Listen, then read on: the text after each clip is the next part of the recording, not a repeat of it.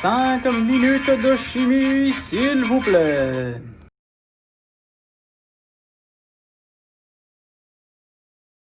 Bonjour à tous, bienvenue aux exercices supplémentaires mais obligatoires du chapitre 1. Donc, première question, on a dans le même volume, deux gaz, même quantité à la même température. Et ça, c'est la définition même de la pression. Donc, si on le même volume, même quantité et la même température, ils ont nécessairement la même pression. Pour la vitesse dépend de deux choses. On se rappelle, ça dépend de la température et de la masse. Comme ils ont la même température, on ne s'en occupe pas, donc c'est uniquement la masse que nous regarderons. La plus petite masse amène la plus grande vitesse, donc c'est le N2 qui a la plus grande vitesse. Pour l'énergie cinétique, ça dépend d'une chose et d'une seule chose, soit la température. Comme ils ont la même température, ils ont la même énergie cinétique. Et là, on peut voir que le nombre de collisions dépend de la vitesse. Plus il y a une grande vitesse, plus il y a beaucoup de collisions. Donc, comme le N2 va plus vite, il va plus avoir de collisions. Mais chaque collision sera de plus faible intensité. Et donc, c'est pour ça qu'il y a plus de collisions de plus faible intensité pour avoir exactement la même pression.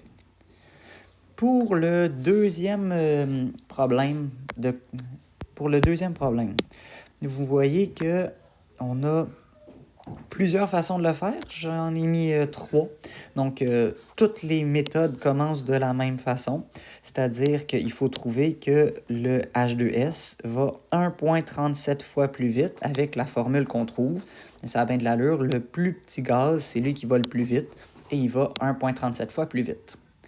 On peut le faire de trois façons différentes. Soit on dit que, dans toutes les situations, on va dire que comme il va 1,37 fois plus vite, il doit faire 1,37 fois plus de distance. On peut regarder quelle distance il parcourira si le SO2 fait 3 mètres. Donc, quand le SO2 va avoir parcouru 3 mètres, on a fait 3 mètres fois 1,37 parce qu'il va 1,37 fois plus vite, et on obtient 4,11 mètres.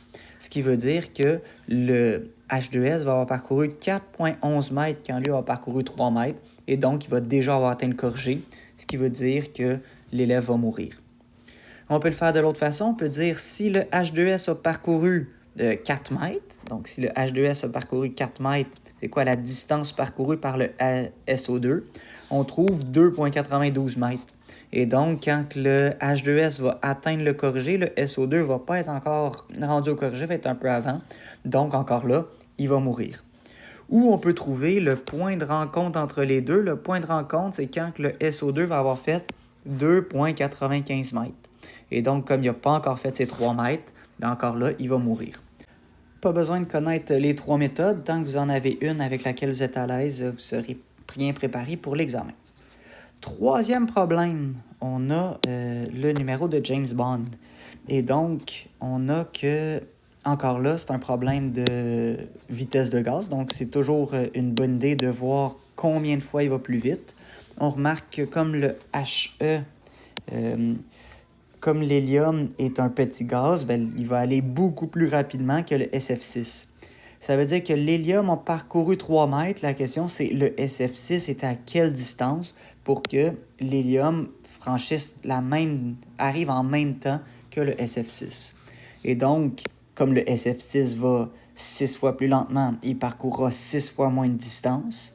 Et donc, comme l'hélium a parcouru 3 mètres, le SF6 parcourt 6 fois moins de distance, donc 0,496 mètres.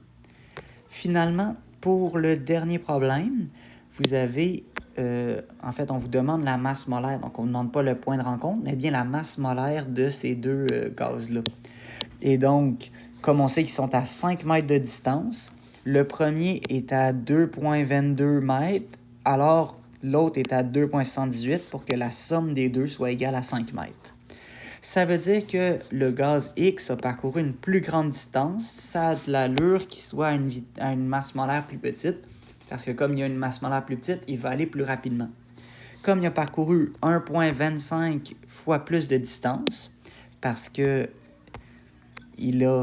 si Si on fait la proportion, on trouve que 2,78 sur 2,22, ça nous donne 1,25 fois plus de distance.